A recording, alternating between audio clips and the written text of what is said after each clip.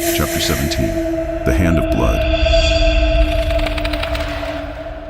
Suddenly, a huge screech made the crowd quickly cover their ears.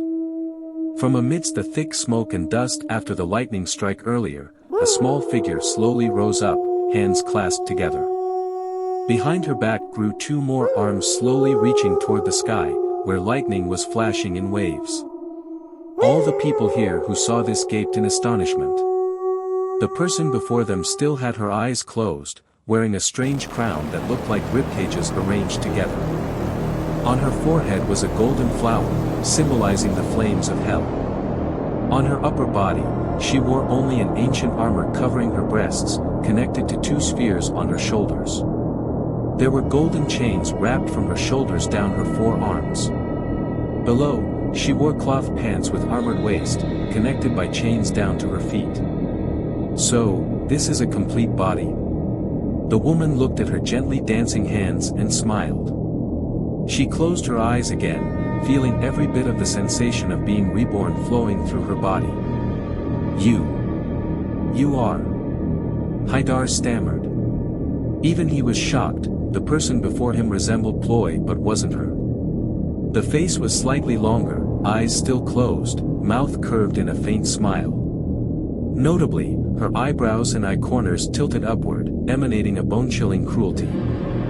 Quick, we must kill her. Haidar ignored whether the person before him was Ploy or not. He drew a gold-plated dagger adorned with strange patterns and charged forward. He aimed straight for Ploy's chest to stab. If he could just plunge it into her heart, she would surely die. The other two generals also regained their spirits, picked up their weapons and charged forward, their mouths continuously shouting for soldiers to join forces in destroying the demon. The shouts echoed alongside the thundering and lightning in the sky. Ploy slowly opened her eyes, an eerie blue light flashing, sweeping over the army of soldiers swarming below without any expression. Her gaze only stopped on Haidar, who was thrusting the dagger forward. She gently extended one arm to grab the knife firmly. A golden light flashed in her palm, burning Ploy's flesh, but she seemed to feel no pain. The arm used force to throw Haidar flying backward. Now the soldiers began thrusting their spears forward. Ploy slightly opened her clasped hands before her chest and pushed hard.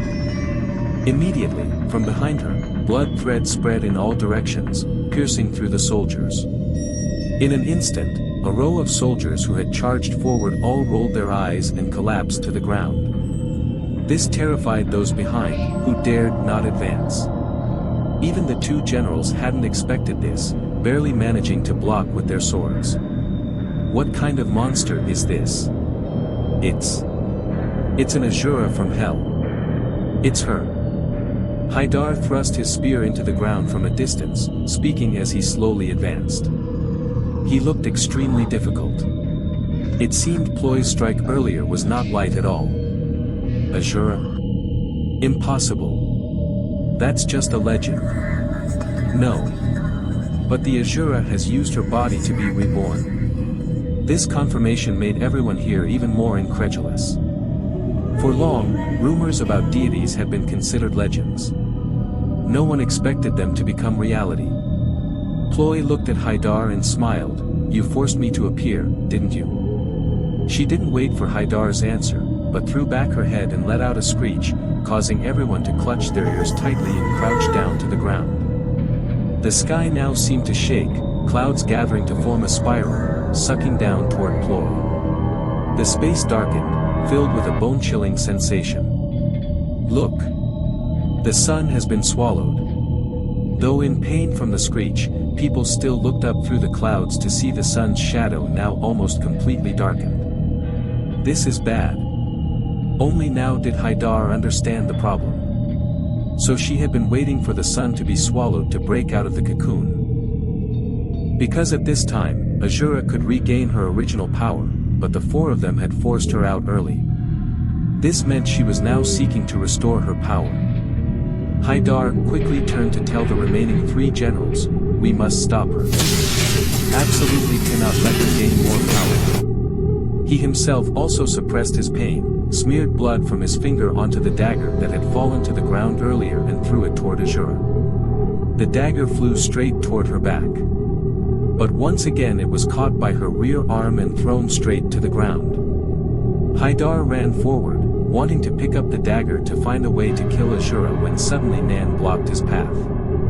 "You came at the right time, Nan. This dagger has been enchanted. Just stabbing it into Azura's heart can kill her." Nan picked up the dagger and examined it for a while, each curved engraving glowing brightly. "Hurry, Nan. We must quickly kill." Ugh. The dagger plunged straight into Haidar's left chest before his bulging eyes. "What? What's happening?" Haidar couldn't finish his sentence before collapsing to the ground. The other two generals stared in disbelief. "Nan. You've gone mad." Nan said nothing, slowly raising his head. His eyes now blazed with a fiery red glow. "He's been possessed. We must kill him." The other two charged forward, swinging their swords at Nan. What's more frightening than a strong enemy in front is a comrade stabbing from behind. No one could have guessed when Nan had transformed into that state. But having come to this, they could only eliminate him first. Nan faced the two attackers, neither running away nor defending himself.